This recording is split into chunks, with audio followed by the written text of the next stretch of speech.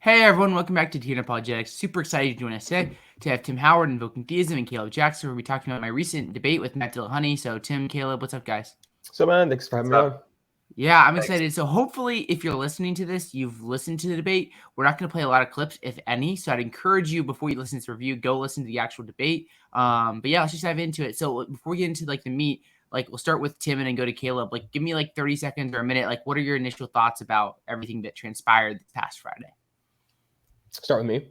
Yeah, go with you. Start with you, Tim. Okay, yeah. So I think it was awesome because what you basically are doing is you are advancing the Swinburne agenda. Really, what it is you gave a Swinburne style, very brief cumulative case, preventing that in this debate setting, and you were taking a Bayesian approach to it, such as you have two criterion. You have the intrinsic probability, and then you have the explanatory power. And so you went over intrinsic probability, and then you went over explanatory power, as you should do, and as we do when we do these rival theory comparisons.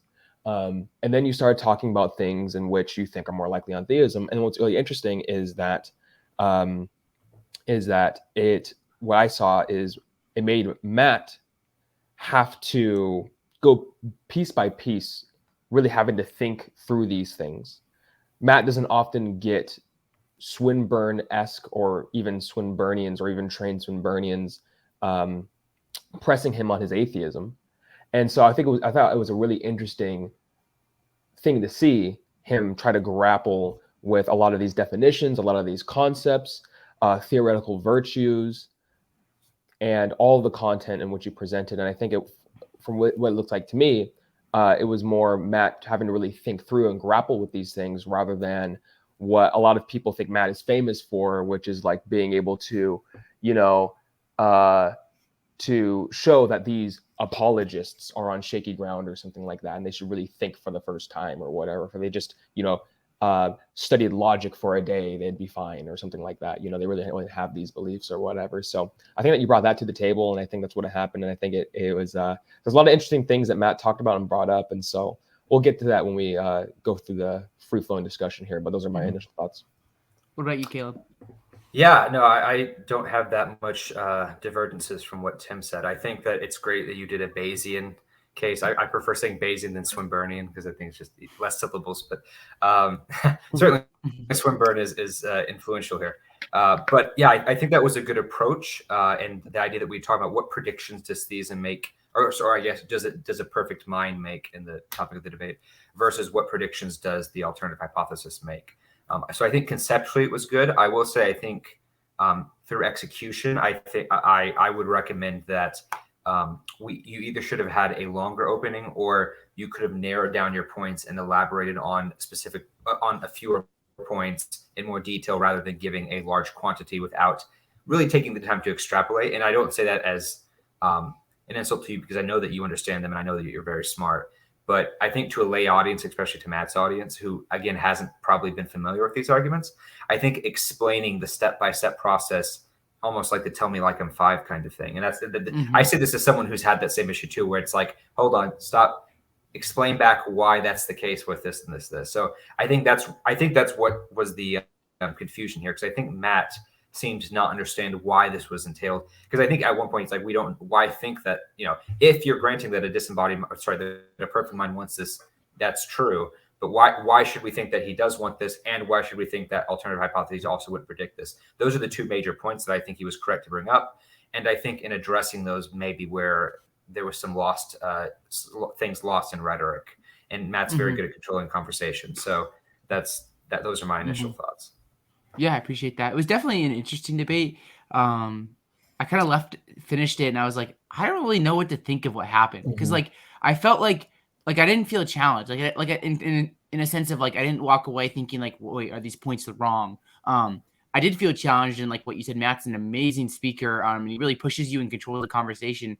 In that sense, he pushed me more than like any other conversation that I've done.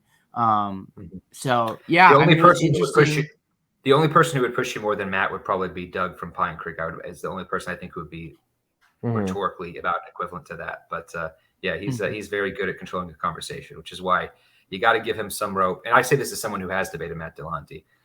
You have to give him some rope and be charitable. Like, okay. And to be fair, you did do this a lot where you're like, that's a good point, Matt. I agree with you here. And then explain your position and then kind of get clarification questions. And I think that's, I think it all comes down to communication and getting points across. Yeah. So the one thing I did really try to push him on was the evidence for God thing, which we might talk about in a little bit. But yeah, I mean, that's good. So Tim, I know you took notes. So you want to like, where do you want to start like this review? Thank you. So one thing I want to say real quick is that the difference between what you presented, Zach, and what Matt usually engages in, or how Matt thinks about things, is you want to be in the philosophy room.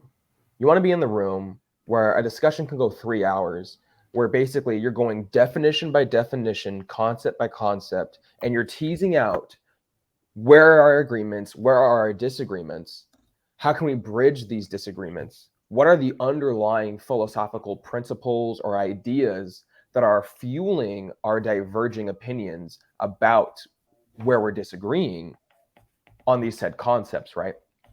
And that's what philosophers really want to do. And so you're more interested in that, right? And that's really like, if you're going to present a Swinburnian case, like it takes a while to flesh it out. And this is why people like Paul Draper, I think it's very respectable. He says, hey, listen, I don't do debates like this anymore because you can't do it like this, right? You can't do it justice this way. So kudos to you to trying to kind of, find a sweet spot, right? The Goldilocks spot in having to do this in the debate format. And so I think that's what it is, right? Like that's literally like at least what I'd be more interested in. I'm not really interested in being extremely rhetorically strong. I want to explore the other person's viewpoint enough to the point where we really, really, really see like where the disagreement's coming from. So I just want to say that, and I think that's like you guys are coming from two different areas in that. And Matt usually has this initial barrier to entry skepticism that he approaches these conversations with, because it's almost like this like he doesn't want to be hit from an angle that he doesn't see, right? And so Matt wants to be able to see all the angles. Like, what is this person trying to do here? It's almost as if, I'm not saying that Matt is assuming ill intent, but he is so keen on not granting things that maybe there's more he could grant than he thinks. And that you're not coming to this conversation trying to defend a tribe, but rather you're actually trying to do good philosophy. So that's my first point. So Matt has a problem with the concept of perfection. And because you were using perfect mind, right? And that's fine.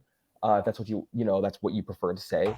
But he kept saying this like, oh, the debate is God more probable, or is God the best explanation? And I don't know where he got that from, because your literal case is probabilistic. So the question, like if you want to say perfect mind is God, right, which most people are thinking that's what you're doing, then like, yeah, like it is about, is God more probable?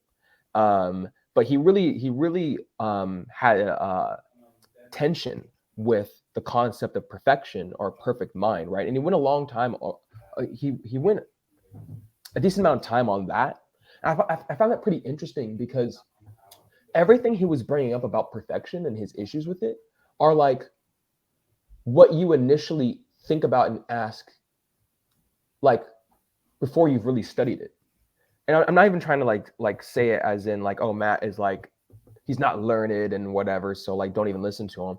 But it's interesting to see that like, yeah, like I remember when I was first reading Necessary Existence by Proust and Rasmussen, and I was studying a lot of the academic literature on perfect being theism. I remember I was asking myself these questions in the back of my head.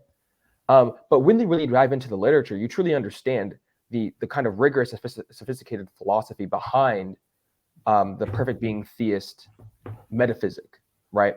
And so he thinks that he made it sound like it's not on firm ground. And what's interesting is what he was bringing up, or like these issues, these supposed issues, aren't even really like trivial issues, right?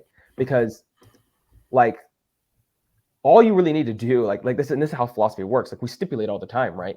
So like I just feel as though it can be straightforwardly answered. Like, yeah, like when I'm talking about perfection, I'm talking about perfection in the axiological sense. So I'm referring to value.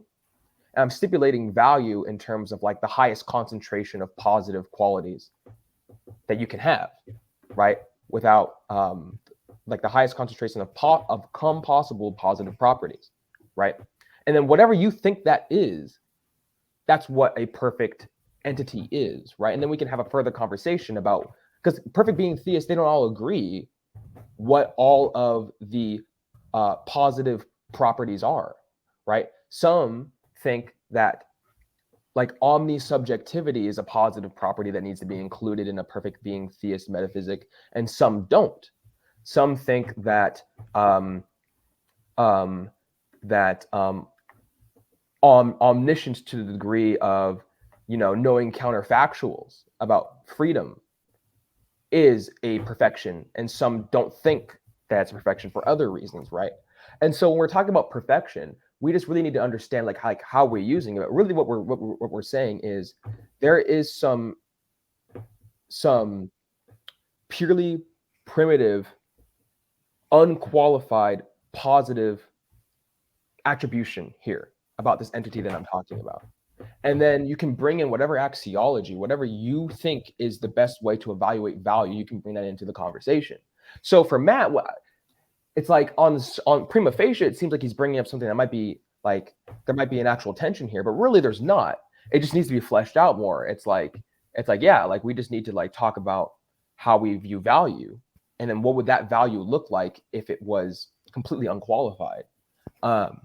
And so I didn't really find that to be like problematic at all for perfect being theists. I didn't find it to be a problematic for any perfect being theism ever really presented. So that was that's my first thought about his kind of gripe with perfection. Because a lot of people are like, well, perfection's subjective or whatever and stuff. And really what they mean is that people disagree on what they think perfection entails, or what perfection epistemically predicts about itself. And that's fine. We can have that conversation. But for your case to be coherent, you just need to stipulatively have your own understanding of it that lines up with everything else in your case for it to go through. So anyways, I'll leave it up to you guys to take the rest.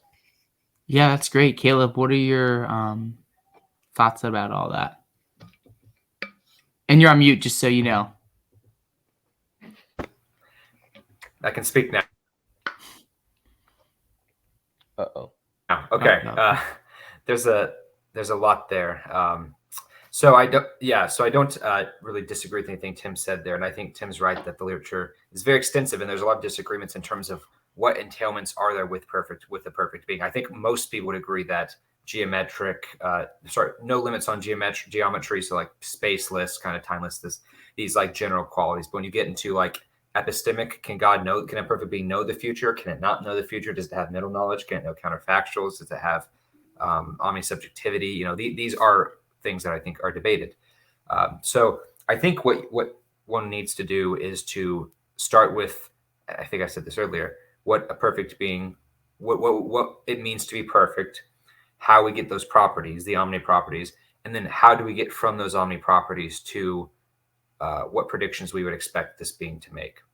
So, okay, God wants to make the universe with embodied moral agents. Okay, so then we would have to explain why are moral agents more valuable than not moral agents? Why do they have to be embodied and so forth? So you can make those arguments, and there are arguments out there, but I think just throwing it on there and just using the term embodied moral agent is itself a little bit premature. And I think it's very hard to do in a debate setting, unless you're going to take that forward within an amount of time. I think other points I do think that Matt's points about alternative hypotheses not fitting are correct in the strictest sense. And I know you want to get into this when we talk about evidence, so I can hold off on this point if you want. But that's just when we're comparing theistic predictions with non-theistic predictions. So if you want to talk about the evidence in terms of what counts as evidence, what makes it more probable than not, we can do that if you'd prefer. Yeah, we can definitely see where we end up. The one thing that was interesting that Tim brought up that I thought was what I really felt kind of leaving the conversation is thinking about like we're almost like in different rooms. Because the way I was trying to do it was like trying to have like a more like, like Swinburne, like having, here's my theory, let's compare it against other theories, and Matt, he's coming at it more from like the ground up, looking at, like his kind of view of things, where we're looking at more like a demonstration, and spent a lot of time talking about demonstration in that debate. It's his favorite word, demonstration. And that part frustrated when we prepped me you, and when we prepped you for that, I think I recall in the brief preps we did for this, I mentioned he's going to ask you to demonstrate that, because that's his absolute favorite term, is to how do you know that? How do you demonstrate that, instead of just assuming it? And I don't think that's even a bad question, but I do. It shows that he has an ignorance with what that is, but we have to explain to him why that's entailed. So I want to say something real quick and briefly, and then we can get into a more extensive conversation about evidence. I've scanned the literature on confirmation theory, confirmational holism, how Bayesian confirmation theory has evolved since like the 80s, and how we understand evidence today, how evidentialism works, and things of that sort. It's really fascinating, and it's sad to me that this literature goes overlooked or not even recognized when we have these conversations, because it really clears up a lot of methodological issues, right? The first thing I want to say is, from a Bayesian epistemology, specifically Bayesian confirmation theory, Swinburne and other theistic philosophers have noted that the predictions that theism makes depend on the nature of the being posited, right? And so it means that we can actually have like knowledge, like we can actually have like an idea and be informed about the predictions that a certain God would make, right? Like it'd be weird to say that if there was such a thing, if it was a coherent idea that there is this all malevolent God, that it would make the same predictions, or we couldn't know what predictions, the differences in predictions that being would make over a perfectly good being. If you agree with me that like, yeah, like we obviously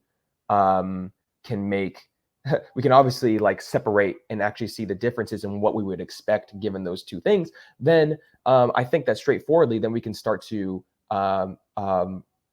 make predictions about what a all good being would make, or a being that has, called like the omni properties, right? I don't talk like that, but I will for the sake of this discussion. And so for me, when it comes to this idea that a perfect being, this seems to be the most non-trivial aspect of it. A perfect being seeks to be benevolent in any situation possible and will never be malevolent at all. So it's a probability of 0 that this being will do a bad action. And we can always expect that this being will do a good action. What this means then, in the Bayesian context, is the outcome space, the axiological outcome space, so the outcome space of anything that is good, theism will always get the greater proportion of that outcome space, given what I just said. If a being will only do something that's good and will never do something that's bad, then if you have a dartboard and the dartboard is axiology and you throw a dart at it, whatever it hits, it's going to hit something that's good, because the whole board is the entire outcome space of value. And so this whole idea of, can we really expect moral agents, given a perfect being? I go, well, if we know that theism will have the greater proportion of the axiological outcome space, then if you observe something as valuable as embodied moral agents, then theism has that as its evidence, because it will have the greater proportion of that. So if you look at the ratio, the odds form of Bayes' theorem, right? Theism on top, naturalism on the bottom, or atheism on the bottom. If the ratio is top heavy, or the fraction is top heavy, it doesn't matter what naturalism has on the bottom. As long as it's top heavy, theism has it as its evidence. So it's like I find this to be so unproblematic, to the point where like it's hard to see like you have to keep we have to keep talking about this. And it's a very basic notion, right? And so I like the dartboard analogy because it's like, yeah, like God will do good things. You observe good thing. Therefore, it's more probable it's probable that God would do that than that we can, through abduction, we can actually be like, okay, yeah, we have some reason. And we can identify the reason within the thing itself. Like, take any feature of the world that you think is good. You have now just identified some reason why a perfect being or a good being would want that thing. And so again, it's the nature of the being posited. Brian Leftow says theism explains things relevant to its own ontology. So if theism posits an unsurpassably good moral being, and we observe moral beings, to me, it's so bizarre to say, we can't say those moral beings are probable. My hypothesis, the content of my hypothesis literally has a moral being in it.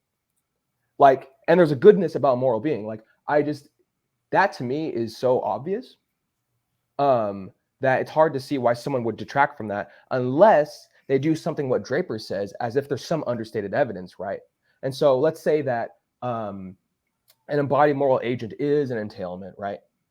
And entailments are monotonic. Well, sometimes entailments can be non-monotonic when you observe some evidence E, right? Let's say it's a body moral agent and it's entailed. But let's say that there's some evidence E prime, let's say. And E prime gives us a different context about that evidence. And the E prime actually works against what we initially thought about said evidence in E. Then that can present itself as a defeater for what we first thought was evidence. But that needs to happen. That's what you need to do to show that this isn't actually evidence. You can't just say, well, because you can't give me a particular specific intention or reason or why this should be privileged over something else, then you can't say it's evidence. That's not how confirmation theory works at all. Mm-hmm. That's not found in the literature. It's methodologically bankrupt. This is just some weird thing on the internet. Sorry, I get passionate about it, and that's why I'm talking this way. So the other thing is and by the way, that's just the introduction to the evidence section that we'll talk about later. So I hope I primed you guys well for that. The second thing that Matt goes on about is the supposed unsurpassable difficulties in investigating or demonstrating the existence of a perfect mind. And I find it interesting because he never really, at least in his first initial response to your opening, he made it seem like, how could we possibly demonstrate this? And things of that sort. And for me, I just look at the work of Joshua C. Jawadi, who's like, yeah, we do it through metaphysics. Here, boom, modality. Here, boom, grounding. So anyway, I just find it interesting that I don't want to assume too much of what he's thinking, but maybe he might have more of an empiricist idea of investigate, and maybe he's not allowing for metaphysical demonstration. And maybe he thinks that a metaphysical demonstration is invalid or doesn't have a good foundation or something, or we should be weary of it or something like that. But I'll just leave it to you guys. I've talked for a long time. I'm sorry. Go ahead. All I would say is, like, one of the things I really struggled to understand was Matt's concept of evidence. That's like way back when we talked about Tim. We talked a little bit about this debate. You talked about the moral agents test, like looking at like moral agents and saying like they're more expected on theism than atheism. So one of the first things I did in that debate, if you go back and watch it, is I tried to bring that moral agents test out and like say like, hey Matt, here's my Bayesian argument. I'm going to say moral agents are more expected on theism than atheism. So there's some evidence like for theism from this. And, Matt brought out different things like the problem of evil and divine hiddenness. But at first I thought he like agreed that there was evidence for theism. I thought he did. Towards the end of the debate, it seemed like he actually didn't agree. So, just go back and watch the debate and you can come to whatever conclusions you do on that. Because I'm still kind of unsure on what he was thinking there. So I wanted to do that to show like, hey, like, can we say like there is evidence for the existence of God? So that was something I was a little confused about. And then the demonstration stuff came up a lot later. And I was just like, I was like, how did we get here? Because we were talking about evidence. And then he just brought up the demonstration thing. And that's kind of what I bring up there in terms of like the part on like evidence for God was like, I just left kind of confused on like what's Matt's standard. Because at first I thought he agreed with like a Bayesian analysis, like that would be some evidence, even if it's not good. And then because he asked like, sure, like then he was like, so what? Like we're asking like, does God exist? Not like whatever he said. So that's kind of what I got on the evidence side of things. I don't know what you think, Caleb. Yeah, so I think I can try to translate what I think Matt is saying. I know he did mention empirical and logical demonstration. So I don't know, Tim, if he would count metaphysics. I don't know how much Matt knows about metaphysics or what his opinion on metaphysics are. I'm not sure I'm pretty confident he's not very well read in that, but I don't imagine that he really, my guess is he probably wouldn't consider that demonstration, or at least he would probably be skeptical about any kind of modality in demonstration in the first place. He'd be like, well, how do you know this? How do you demonstrate? He really just likes to push it back.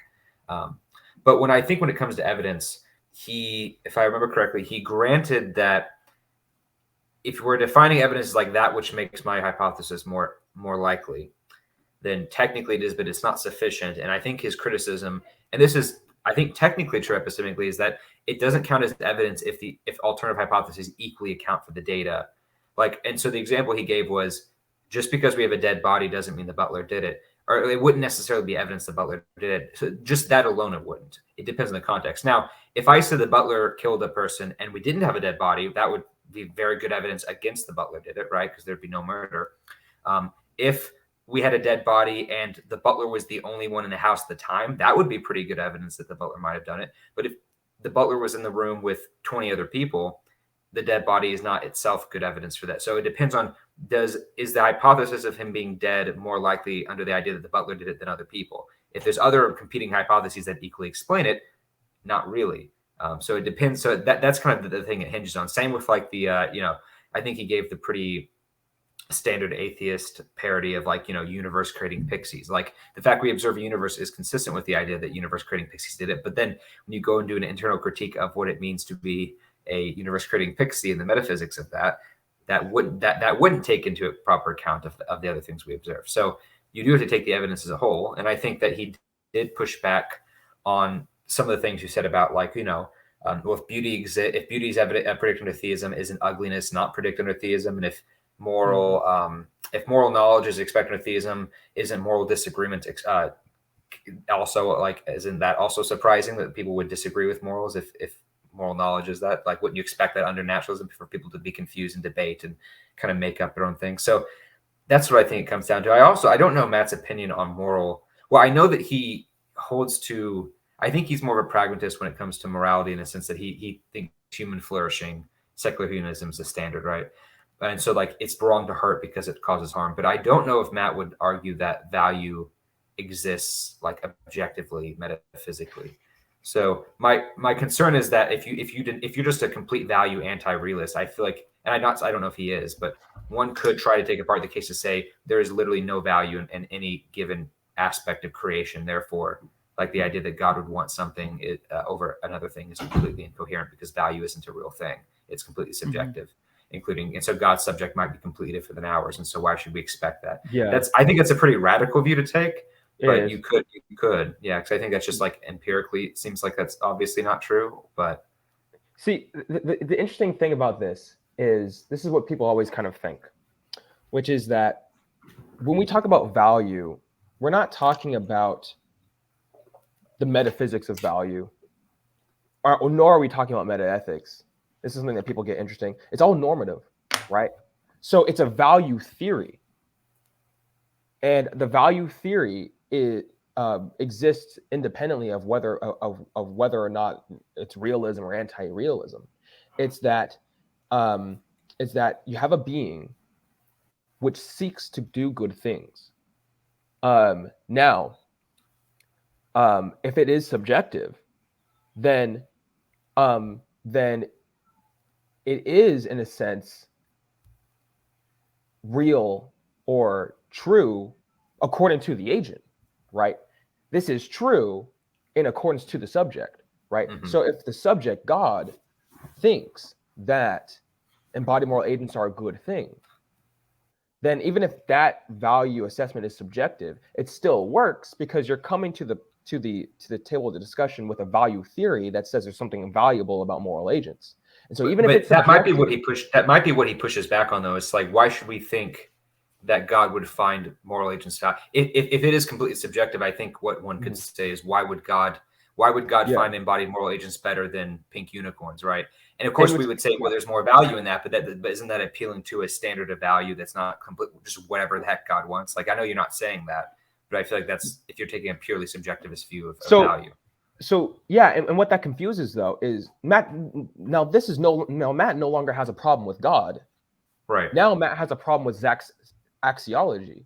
But then what Zach can do is he says, if you have a problem with my axiology, it doesn't really affect my argument, because as long as my axiology is consistent with everything I've said, then I've been able to make predictions, right? It's kind of like comparing models of quantum mechanics. It's like, do strings do a better job than emergent phenomenon to explain quantum gravity? We still have work to do, right? And so it's in that saying is that your problem isn't with quantum physics. Your problem is with whether or not strings is the right theory to bring to the table, or is it emergent phenomenon, or this kind of emergent mechanism thing you should bring to the table, right? Does that make sense? That's Matt's objection. And it'd be weird to object on the basis of quantum theory, given that Michio Kaku disagrees with Sean Carroll. So that's the way I see it. And another part of it is that it's not, why would God value this over that? That's the wrong question to ask, because we don't ever ask that question whenever we do theories anywhere else. That's not how confirmation theory works. We don't go, okay, humans evolved, humans share common ancestors with chimps.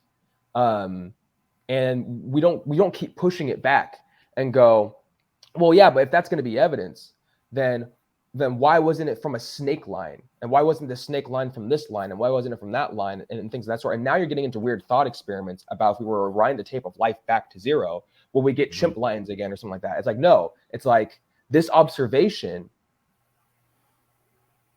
provides greater evidential support for this theory than that theory. And that's all we need.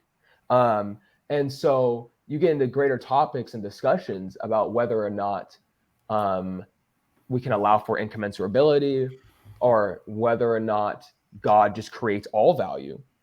The theist can totally hold that. Like, yeah, if it's a perfect being, he creates everything that's valuable. There's no problem. Then it's a probability of one will observe something valuable. It actually might even make the situation better. If God creates all value. But in that case, would embodied moral agents be more valuable than any other particular state of affairs that God wants to actualize?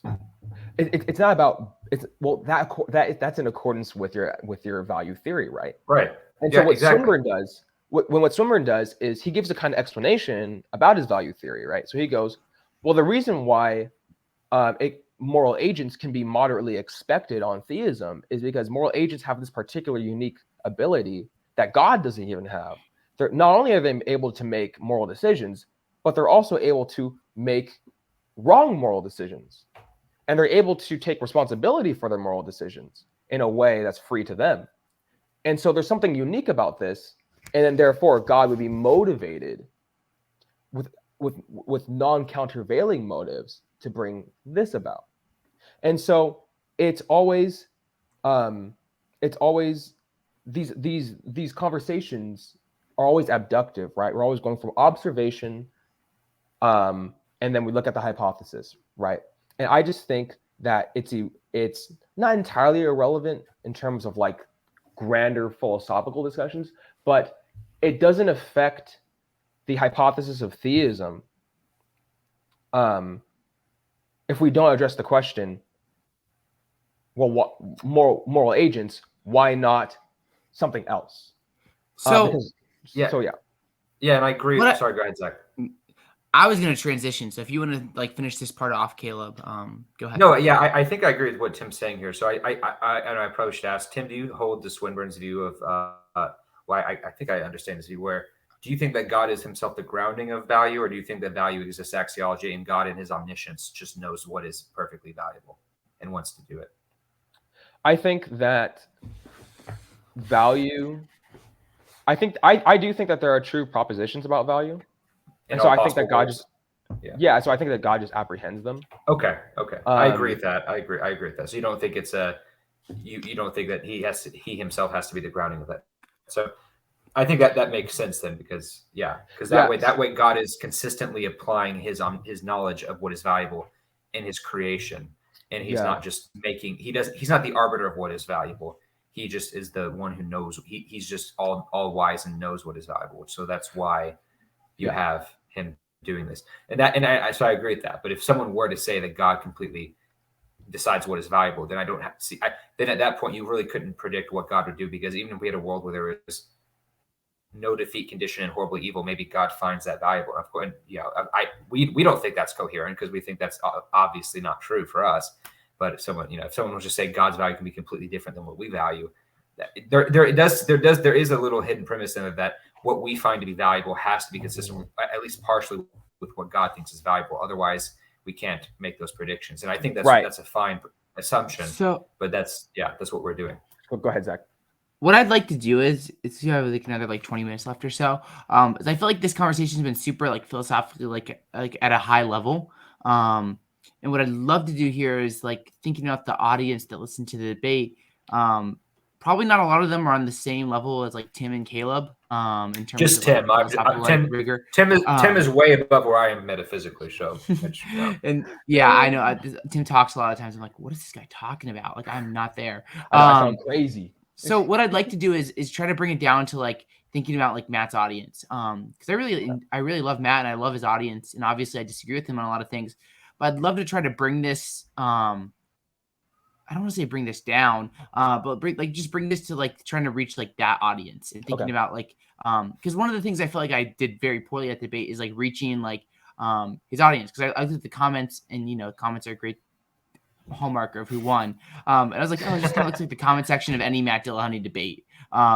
So yeah, just with that in mind, like where do you think, like when we're talking about like if we're gonna keep this like talking about like the more, I think there's a couple spots we could take this. One of the things that I feel like I didn't do a good job communicating with was the idea of what is evidence and like how we could use this like as a case for God. So yeah, what do you think about that? Like, I'll leave it to either one of you. Like, how do we kind of bridge this gap at like a more like going from the bottom up instead of the top down? Okay, so yeah. That honestly, I'm glad, Zach. I just went ahead real quick and looked at the comments, and I'm so sorry. Oh no. I literally read them for the first time about 5. Well, I read them like right after, and then I read them again today for the first time, like 5 minutes before we did this. I was like, I know that it's gonna, regardless, it's not gonna. So I have a bad habit of always checking the comment section after any like show or debate I've done, because I just care that much, and I'm just so interested. And luckily, usually when I'm on there, they're usually pretty positive if it's atheist channel. So I'm trying to bridge the gaps there. But I was called, nice. I think my favorite insult so far has been, I am a nauseating philosophical bloviator that doesn't know when to stop talking. So I carry that one with me with a sense of pride. I mean, is he really wrong? No. No comment. Plot twist, I'm the one who wrote the comment, right? Yeah, right. Secret account, yeah, exactly. So what's funny is sorry, okay, I'll get my thoughts in line here. So reaching Matt's audience. Okay, so one thing I think would be good is kind of getting to the foundations of really where the conversation is talking about, because, and I just checked the comments real quick, and this is pretty good. So I think, Zach, what they're missing in terms of your analysis of your case for theism is that you're not, in a Bayesian case, it's holistic. And so you're not just looking at the likelihoods. Rather, you're looking at it in terms of the entire criterion you would use to assess a theory. So you are more interested in not only the likelihood, like the explanatory power, but rather theism is the most theoretically virtuous explanation of this data. So it does not only does it explain the data, but it explains the data in a way that it satisfies all these other criterion. And so when they have a problem with you with the butler, it's what Matt is saying is, well, I have equally consistent explanations, like the butler, for to explain the data. But what you're saying is, yes, what you need to do is obviously you need to posit an entity to explain some data. But how we discriminate on the basis of which entities we posit is, do they satisfy the entire criteria? And so that's why Swinburne, when he presents his 4 criteria, he's looking at background knowledge, he's looking at explanatory power, he's looking at scope, and he's looking at simplicity. And so not only do we want the fewest amount of entities, but we want entities in which are fit with our background knowledge, have a proportioned scope to the data we're talking about, and they are the kind of entity that is able to explain the data. And then we can look at whether or not these other entities actually satisfy that criteria. And so you're looking at this holistically. You're saying, I want the most theoretically virtuous explanation, or else we can just, like the whole Pixies example, I can posit infinite entities with infinite properties doing different things to explain this one data over here. But that tells me nothing of whether or not it satisfies simplicity, background knowledge, or scope. So I think that the audience kind of missed that part of your debate. I was able to see it because obviously I'm entrenched in these kinds of discussions. But someone who hasn't read a lot of the literature or listened to a lot of how these discussions function might not see that. So that's the first point I want to bring up. I have other points, but I'm going to let the rest of you guys jump in. Yeah, go ahead, Caleb. What do you think? I was just going to say Tim is basically saying he understood his point because he's smarter than most of Matt's audience. No, I'm kidding. Oh my God. But no, I'm kidding. Don't. Tim uses fancy philosophical words that are just like word salad. So Tim has big words and he thinks he's word smart. salad for lunch. Tim thinks that he can use fancy words like metaphysics to get around the question of who created God, and because he can't demonstrate it. Yeah.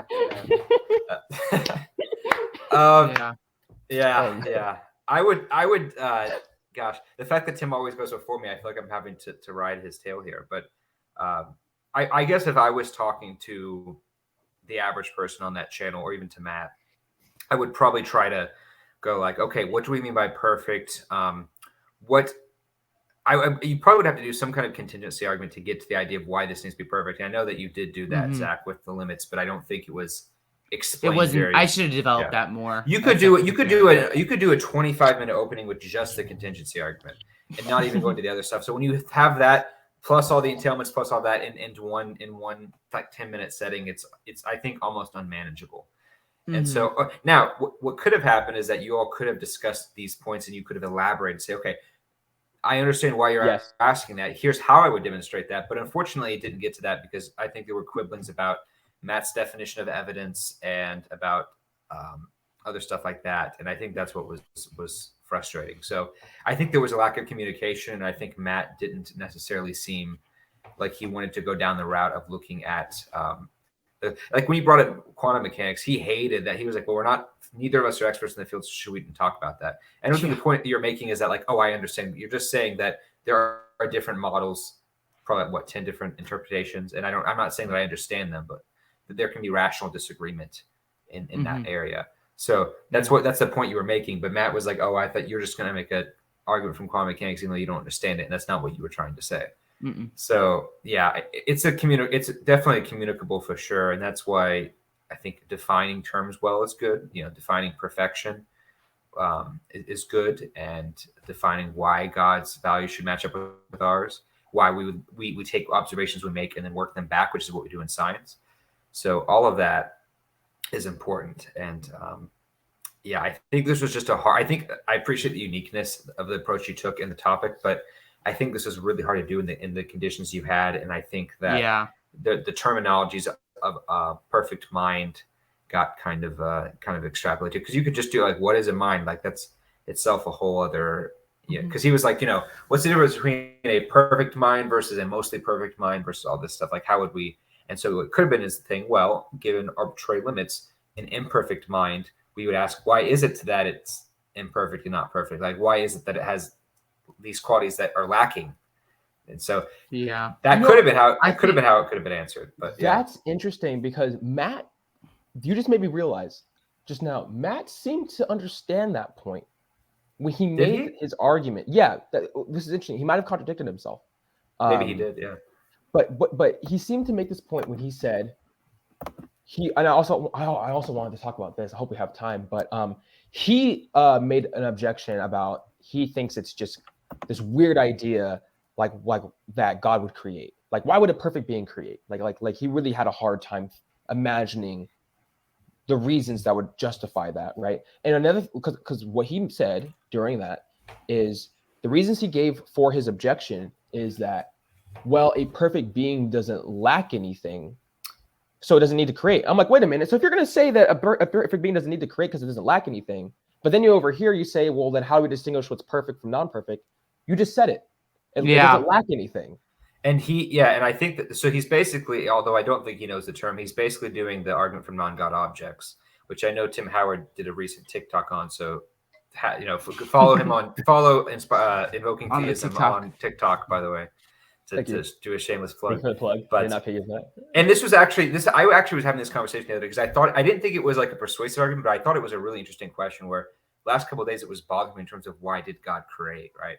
And so how it was explained to me, and the way that I think I understand it, and Tim can correct me on this if I'm wrong, is that God is separate from his creation. So it's like when we're asking, like, God is perfect, and so if God makes anything else, now you have an imperfect thing with a perfect thing. Well, why do you even need that? And it's like, well, first of all, God's perfection is not affected by making something outside of himself. It's not as if like God is absorbing this and he's gaining more power by creating more and he's going up. Like, no. It's not like you're just adding to infinity. It's separate.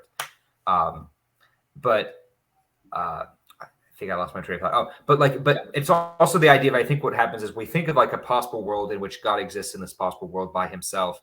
And I think the problem with that is that it's acting as if like the possible world is like transcendent above God, to where God is not the actualizer of this world. So if God is the only thing that exists in this world, that is by his own choice. It's not because this is like this is the metaphysical inevitability that he's stuck in. God by choosing not to create is himself actualizing a state of affairs. God choosing to create is actualizing another state of affairs. But in the second example, God choosing to create actualizes a valuable state of affairs, whereas God not choosing to create does not actualize any other valuable states of affairs. So I don't know. I mean, you could argue that it's almost entailed that God would create. I'm hesitant to say that, but it's not because he's lacking himself. It's just because God not creating versus creating, one of them is a valuable state of affairs outside of him, and one of them is not, or at least less valuable. We can say less valuable, but so I think the difference is people forget that they think God existing by himself and no other creation is like distinct from, they forget that God himself is actualizing no other creation. Like that is the state of affairs. And so God has to be actualizing some state of affairs. Yes, that's the point that I got confused on until that was explained to me. It was like, okay, because people want to think, oh, God's perfect. You only have perfect. Oh, now we have perfect and imperfect. That's worse, or it's not as good. It's like, no, because God being by himself is still a state of affairs he's actualizing. It's not like this thing that's transcendent that happens to be the case that he's working around. That's the distinction, I think. Yeah, that's actually really good. What I also want to say is I thought of this illustration to help demonstrate the point that there's this idea that if something is perfect, the only way in which it can create anything or produce anything, or the only reason why it would, is because it lacks something. It creates out of lack. But let's just say, this is the illustration. Let's take someone who is a billionaire, and he does not lack financial stability in any sense of the word. Has enough money for he's a billionaire, right? Is the billionaire? So this illustration, the example here is the billionaire goes, I've made a lot of money, and I've been in corporate circles for all my life. What I'm going to do is I'm going to dedicate myself to a life of service to those who are poor. Is the billionaire going out into lesser financial circumstances doing so out of lack, or is he doing so out of abundance? Is the billionaire downgrading because he's choosing to no longer live with monetary elites, but rather with those who are poor? Well, no, he's doing so because he has the resources and abundance to live among them in terms of service, right? And so what this should be demonstrating here is that when you have a certain set of circumstances that are quote unquote better than other circumstances, something within those better circumstances choosing to be a part of lesser circumstances isn't a lesser valuable state of affairs if that thing is in abundance. And so what you would need to do is you would need to have an underlying axiological principle that tells you that this is raw, that this is less valuable, right? And so I think all of us would see it as supremely valuable if a billionaire chose to spend the rest of his life in service to the poor.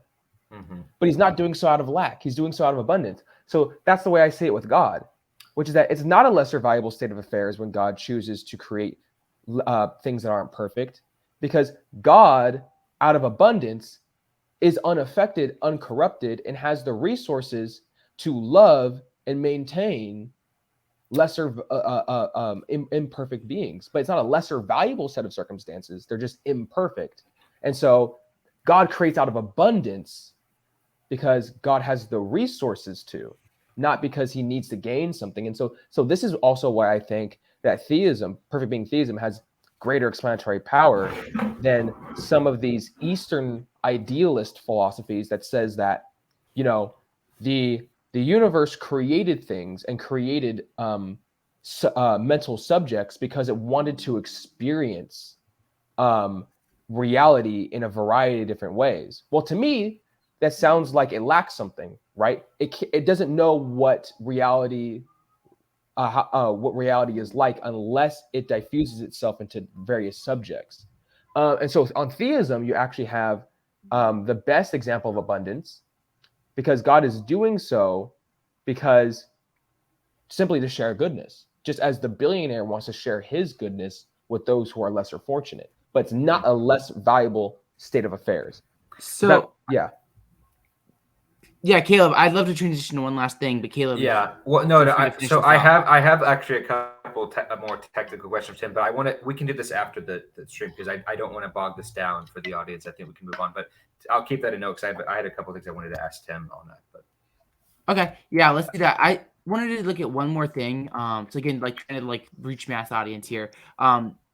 The evidence and standards of evidence seemed like a big thing that's part of the debate. Then the other big thing was the demonstration thing. Like it kind of came up and it went away and then it came back.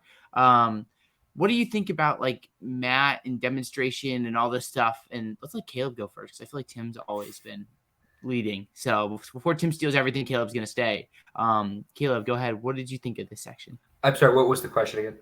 With like we talked a lot about demonstration of God and what would that mean and things along those lines. So okay, yeah. Well, so he brought this up to me. I'm just going to use my example because this is just because in my experience. So he brought this up to me in our debate on the resurrection about how would you demonstrate the supernatural, right? And in the book that I'm still working on, which hopefully I'll finish it within, I don't know, another year or so, but it's long.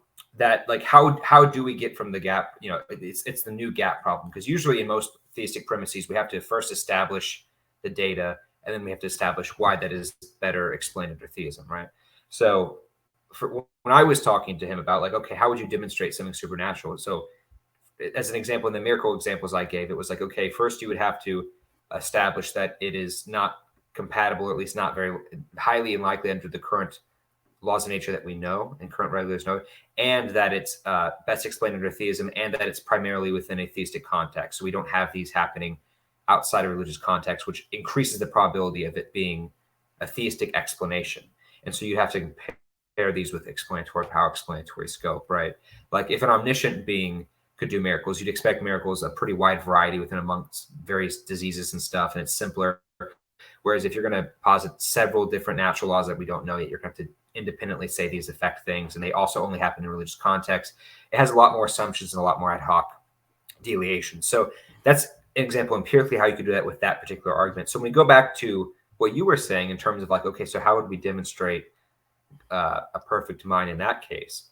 I think we would have to go and do what you essentially did, say, here's what we would expect given a perfect mind. And I think that's what he was skeptical. I think that he, when you asked him, I think he granted that if it were the case that this data was more expected under the unembodied mind hypothesis versus the not unembodied mind hypothesis, that would be some evidence. Now, you have to balance that with potential counter evidence. You have to look at why is the case that this is more expected and why is it the case that the other one is not expected. So you have to conflate all of that. And simplicity, as you said, as well. So it's a combination of different things, but I think working backwards is good and saying, here's what how do we define supernatural? What qualities does that entail? And okay, given that those qualities, what that entails, what we expect from that, and how do we differentiate that from a naturalistic one? Because if you make it unfalsifiable to where a supernatural thing can be literally anything and you can just keep adding auxiliary hypotheses, then at that point, it's not a better explanation than what we already know exists.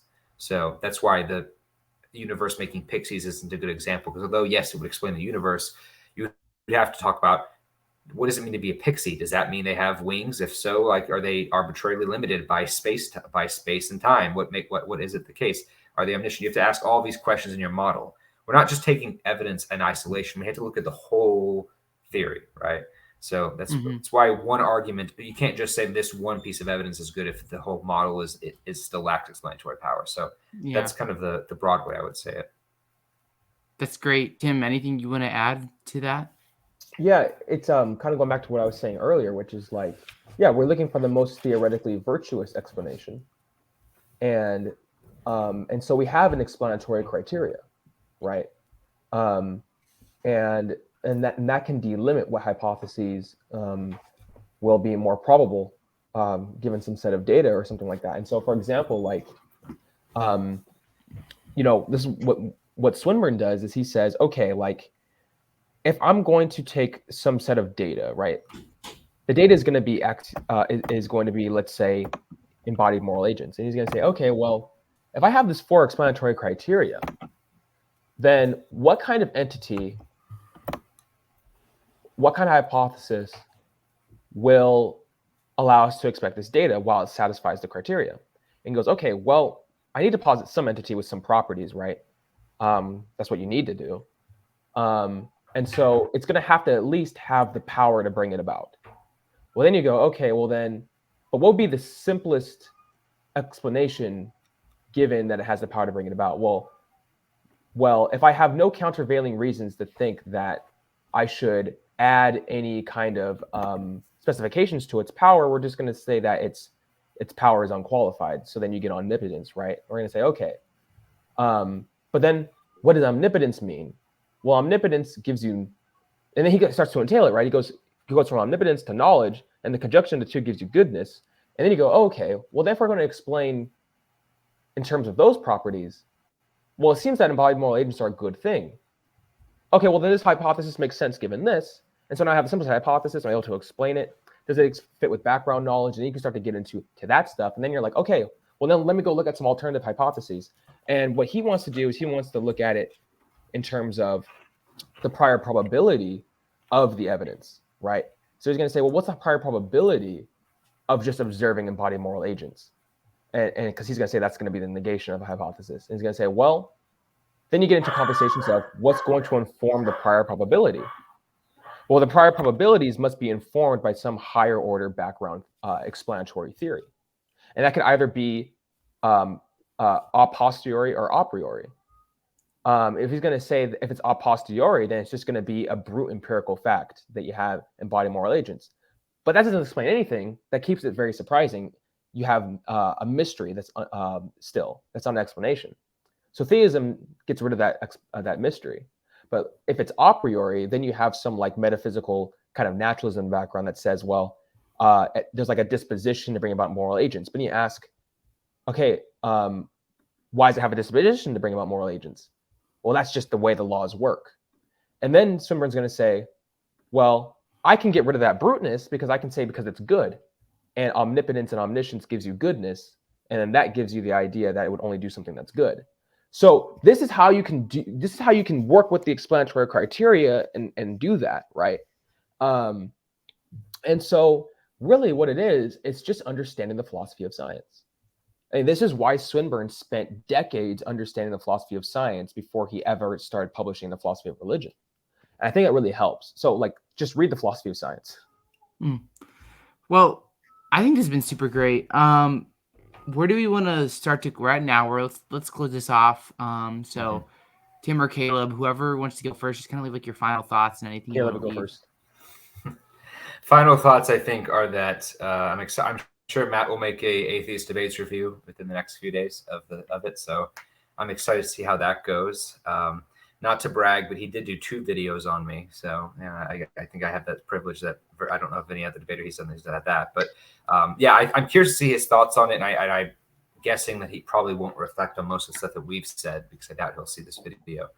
But I think that overall, to summarize, I think your approach is very good. And I think we were all on the same page. I think in hindsight, if we could go back, maybe we would have tried to narrow it down. Maybe did Tim just leave?